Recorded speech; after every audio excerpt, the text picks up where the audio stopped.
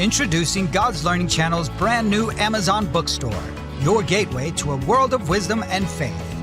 Our Amazon bookstore offers a remarkable collection of dozens of handpicked items, carefully curated to enrich your spiritual journey.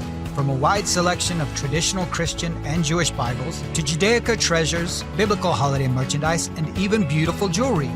Our Amazon bookstore has it all. Conveniently shop from the comfort of your own home at any time. Just visit our website or stop by our online bookstore. Or better yet, simply find us on Amazon to embark on a transformative shopping experience. New items are added regularly, so remember to always check back. Shop now and embrace the blessings that await you. Hi friends, we at GLC would like to take a quick moment to thank you for watching our programs on this platform, and we'd like to ask you for a little favor. Would you please go beneath this video and click the subscribe button? Did you know that by simply subscribing to the GLC YouTube channel, you can help us financially support the programs on this platform? You'll need to be signed into YouTube beforehand. But if not, simply click the subscribe button and YouTube will automatically walk you through the steps to sign in or to create an account. By taking these simple steps, you will not only ensure that you continue to receive our unique programming and gain instant access to the hundreds of videos we post, but more importantly, you'll also be telling YouTube that GLC's content is worth watching and promoting. Likewise, if you enjoyed a specific program, please click the thumbs up button below, which also helps inform YouTube that this is a program worth recommending. Finally, once you have logged in and subscribed, please click the notification bell below in order to receive announcements when we post new content. As usual, feel free to post your questions and comments in the comments section below. We always love hearing from our friends and viewers. Again, thank you for watching and supporting God's Learning Channel. We couldn't spread the message of the gospel without you. Be blessed, and we hope you enjoy the show.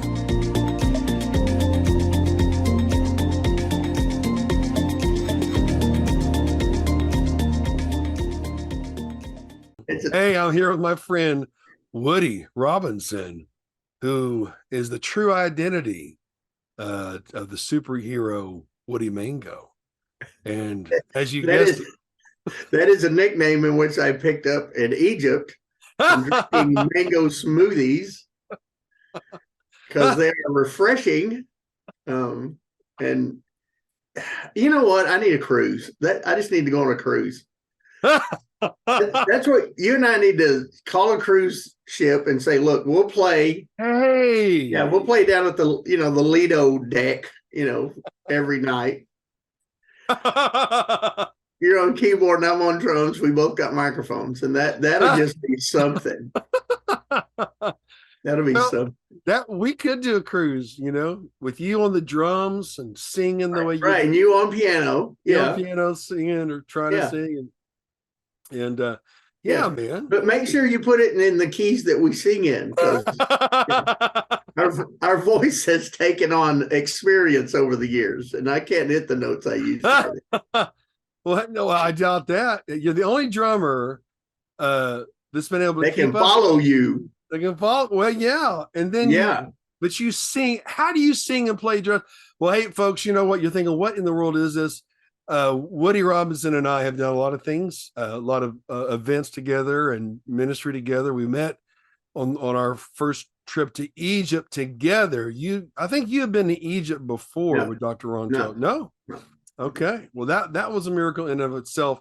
But man, we're going to Egypt for the first time as a group and ministering to the persecuted church, which was impossible to do the way we did it. We had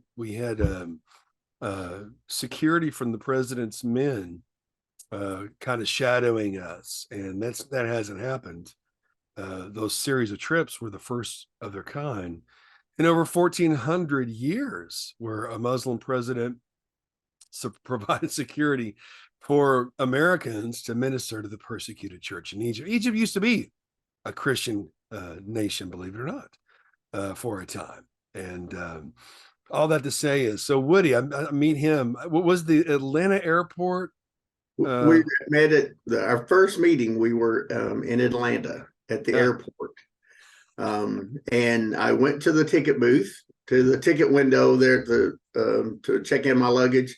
And they wanted to look at my medical, make sure my shots were current. And they said, "Oh, you didn't get the right COVID shot. You have to go get a different one." Of course. A different one. I'm here now to get on a plane. 30 minutes, like a different one. Yeah. So they said, and here's the number of a clinic that you can go to. Like, how far away is this? Like, it's about 40 minutes. Like, oh, great. So I just looked around, grabbed the number, and said, "I'll either meet y'all on the plane or I won't."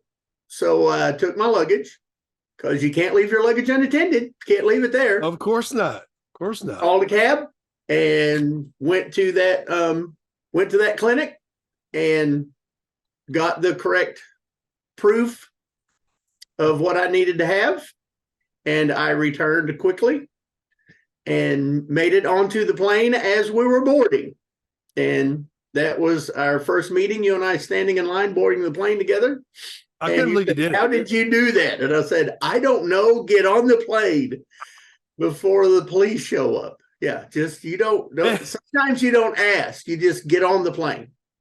Because the amount of money I shelled out between 2 taxis and the people at the clinic was Christmas. So, oh my God! But I got on that plane, and yes, we my did. God, you got on that plane. We certainly did. And so that started our adventures, and then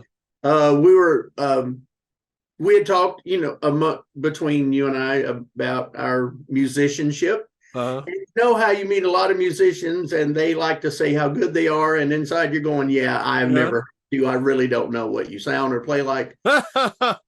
So we both thought that on the inside, even though Brant will say he never thinks that way. I'm here to tell you he does. So anyway, he does think that way. And so then we had the opportunity to sit down and play together, and it was so good how wonderful I was. It brought his wife here. And I said, "What's going on?" She said, "There's not another drummer in the world that can follow that man." You brought a tear to my wife's eye. Oh yeah, it was more than one tear, son. She was I thought she's feeling the Holy Ghost or something. And she goes, "There's not another drummer that can follow him." I said, "Well, he is something." And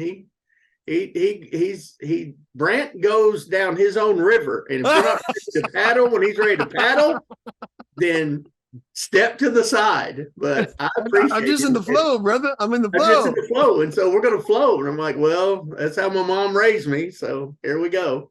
So, oh gosh. Anyhow, I mean, it was a good thing I was being raised in Pentecostal churches, because speed up, slow down, swerve. Speed up, slow down, swerve. That's what we're going to do.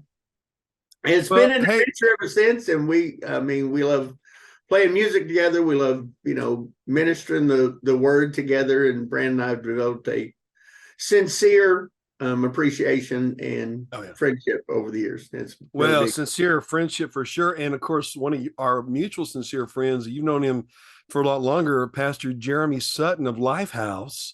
Oh, yeah. He's something. Oh, he's the real deal, like you. He is. He's authentic. And he's not as good of a golfer as I am, even though he says he is. But we'll let him look at this video and he'll find out. He knows deep down. Well, he said, "What are y'all doing?" Well, we're my wife is starting a new TV network, Faithful Stream, just about every platform you can imagine. Right. And she and I have the honor of doing some things with Jeremy Sutton and Lifehouse, and Christy is editing his podcast and his TV shows, and not just because he's watching, and not just because he's your friend. He's authentic all the way. He's not only authentic, he's incredible. He's an incredible preacher, true heart of a pastor. That church is he's rocking. A piano player and a singer, and he says he used to be a drummer. I don't really believe that part, but I have seen him on the keyboard. So, you know what? I didn't know. We should have like something. We could put him on guitar, you on piano, me on drums, and all three of us have microphones. That would be a fun time. Oh, well, I didn't know that he was a worship leader before he was a pastor. a one of a kind voice. You've never heard a voice like that. His speaking and preaching. And if you are in West Texas, folks, you're in the Midland, Odessa area, you got to go by. You got to see. Life House Fellowship. I didn't know that we'd see him join us, although I want him to join us one of these episodes too.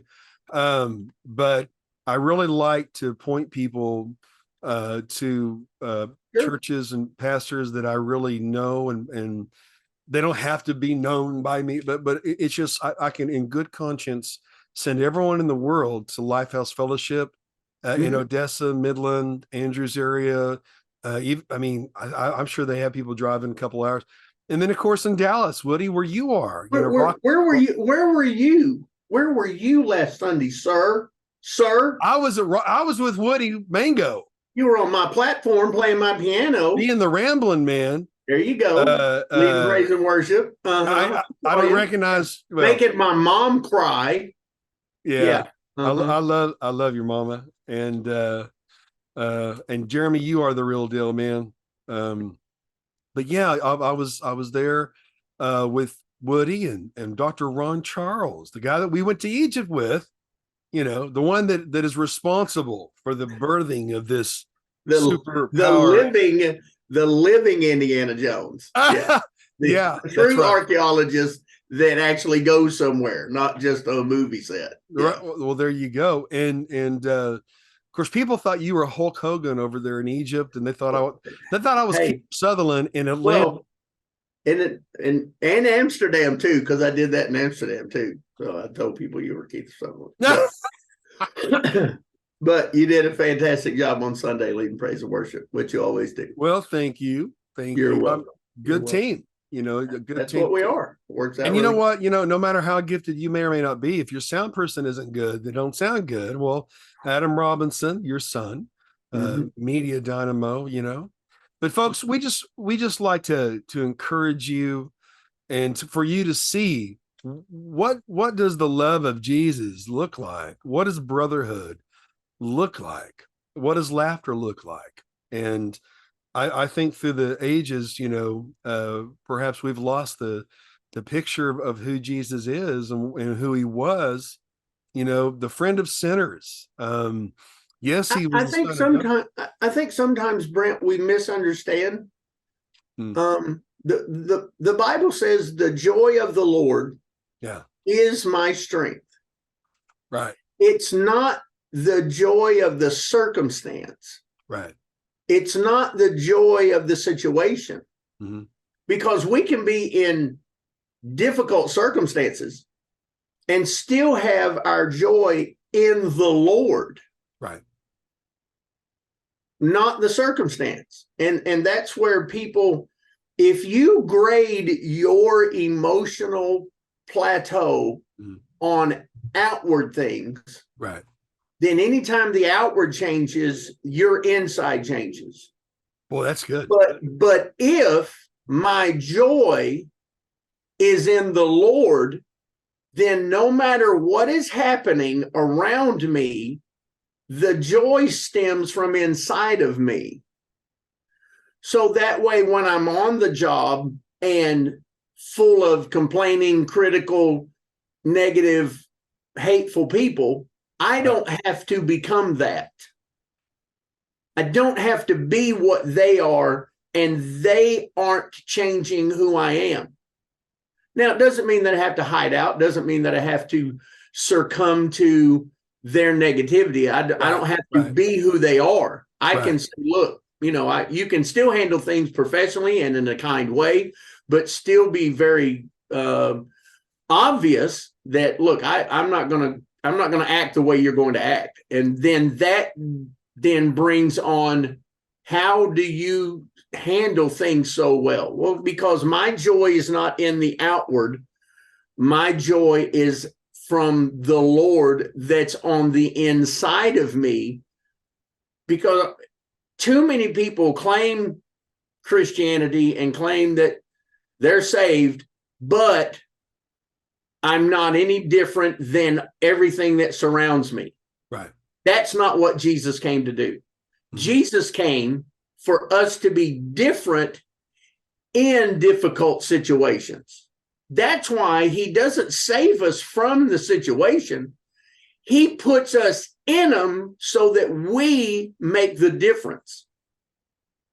That's really good. I mean, everybody's looking for, I want to get out of that. I don't have to deal with this. I don't have to deal with that.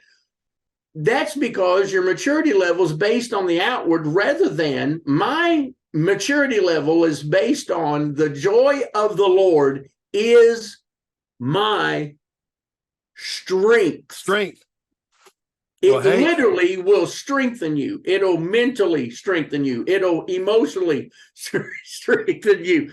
It's strength. It's the living for the Lord isn't tearing me down, isn't, well, you're not good enough. Well, you need to apologize that you exist. Well, you're just worthless. Well, you'll never. That's not what the Bible says. The Bible said, for those who believe on him, you've been given power to become the sons of God. Right. I'm supposed to be the son of God now in the earth, representing him in the earth with his joy in the earth. And people will take notice and say, what are you smoking?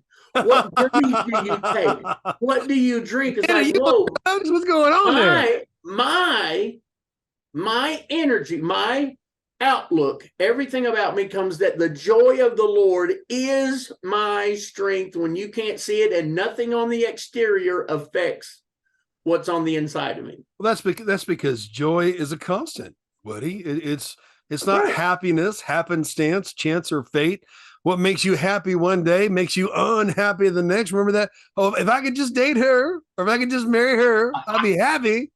And or like the next golf day, game. I hit one in the woods. I hit one in the woods. I hit one in the water. I'm not even upset anymore. I'm like, well, I got another ball. I'll get another one. You're right. The joy of the Lord has nothing to do with your circumstance. I pulled out the sword because we are in a process. I know.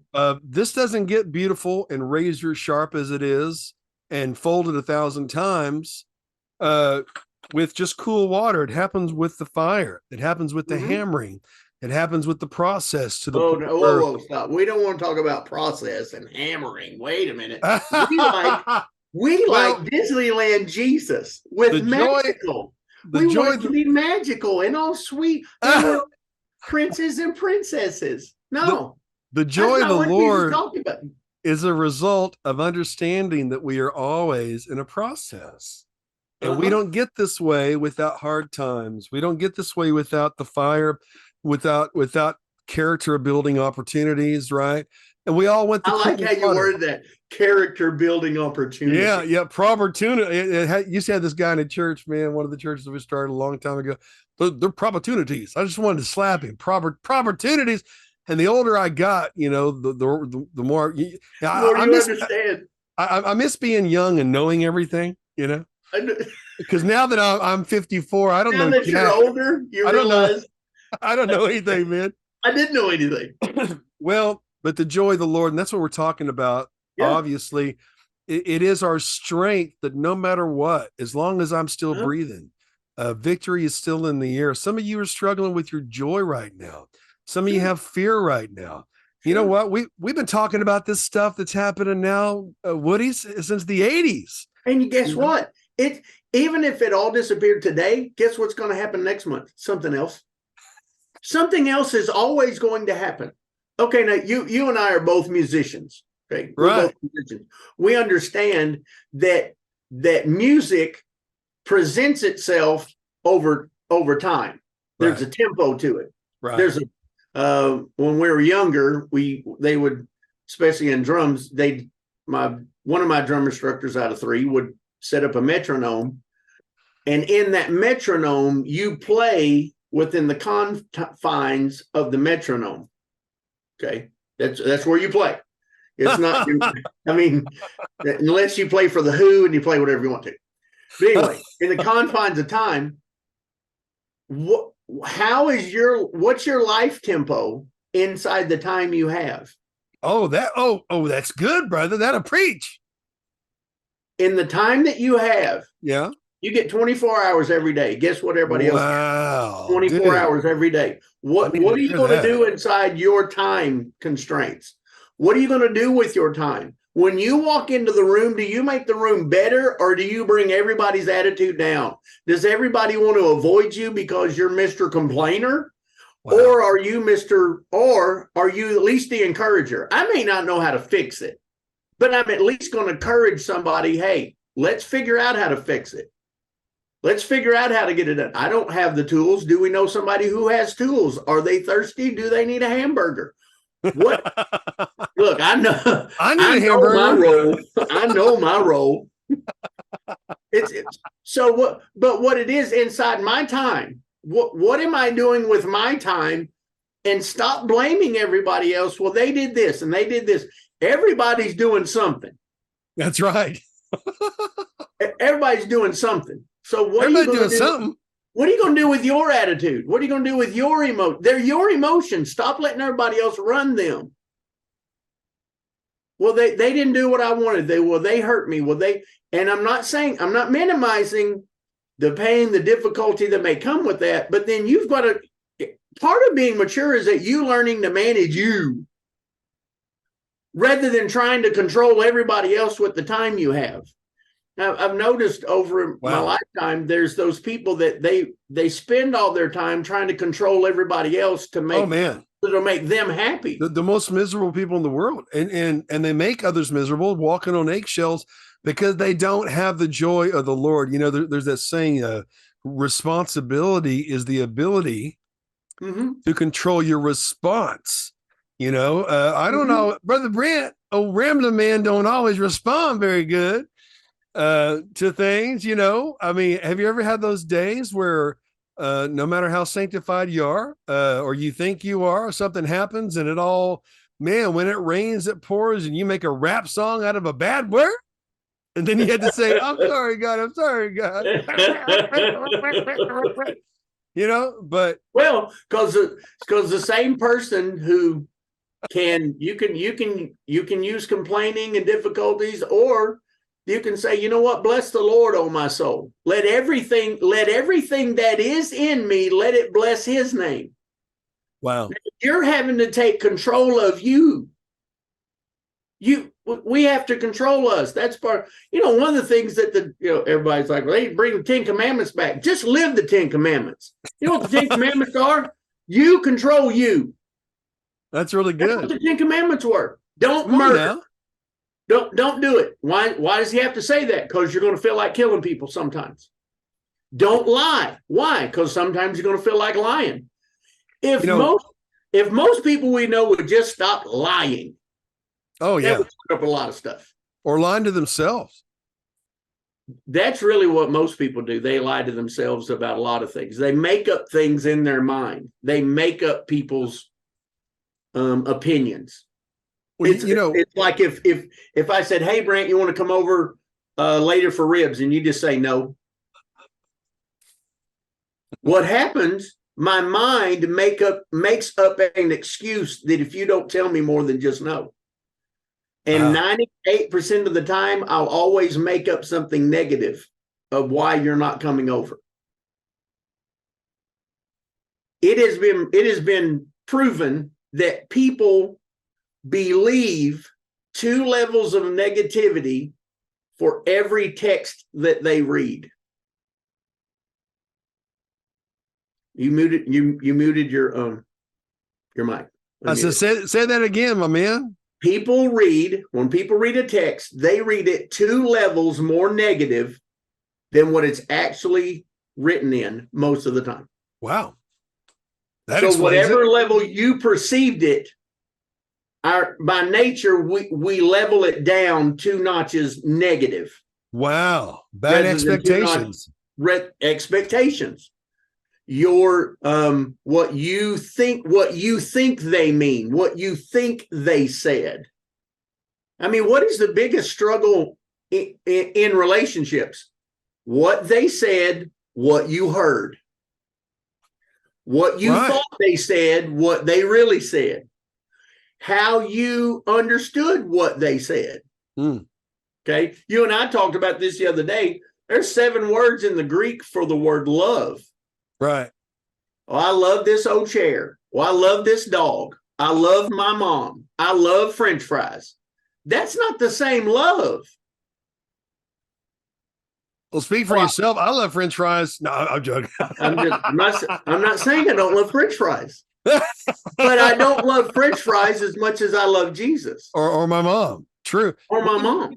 Those who are struggling right now with their joy, we know what that's like because we've had to do that. You know, in ministry, you're not compared to. In a business, you're compared to the top performer or the owner or the founder. But in ministry, you are compared to each individual person's own perception, expectations, disappointments, and needs of God. And it's impossible in the natural without having the joy of the Lord. And that's why you have to stop the world and realign yourself and identify sometimes with the loneliness of Jesus, and identify that if he said, look, if the world hated me, they're going to hate you. But for the what? Yeah. What did you just say? Say that again, please, sir. Well, which part? Jesus saying the world hated me, it's going to hate you. Right. So get up every morning. I love Jesus. The world's going to hate me. All right, here we go. Let's get started. All right, let's go. Here we go. Have you ever seen people on roller coasters? Have you ever seen people? Yeah, I've been on a few. There's two kinds. There's the, they're dying. Okay. And then there's the other ones. Wow! Woohoo! Same roller coaster, same it's all trip, perception, baby. two different people. Someone's hanging over their life. They think they're going to die. The other one's like, this is the greatest thing's going on. What? That looks like me in church right here. What? That's what I do. Well, yeah. It's the difference between life happening to you, being a victim, or you happening to life, being a victor. That's just happening to the joy of the Lord, man. So what would you say to somebody that's struggling right now with their joy, Woody? How would you encourage them with our last few minutes on this recording? Get to the Word of God and find the passages like in the New Testament. Rejoice. And again, I say rejoice.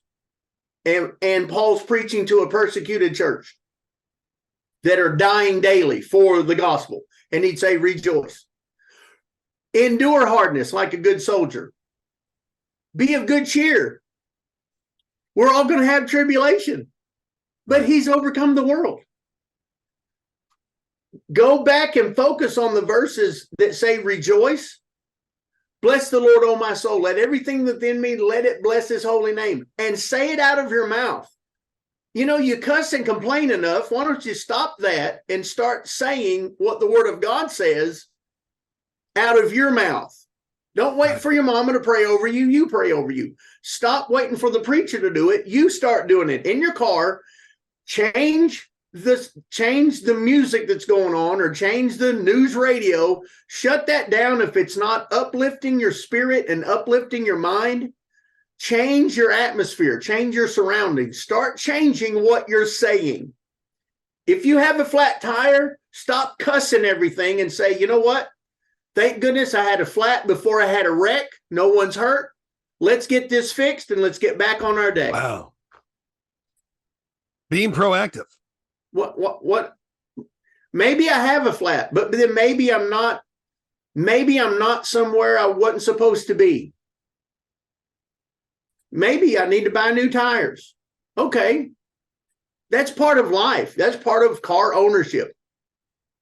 I'm going to grow in the Lord and say, I'm not part of the problem. I'm going to be an encourager to every room I walk into. That's what I want to be. If I walk in the room, I want the room to be encouraged. Not that I'm there, but because someone that believes the Lord is over everything is there. Because I don't know who's depressed. I don't know who's on the verge of suicide.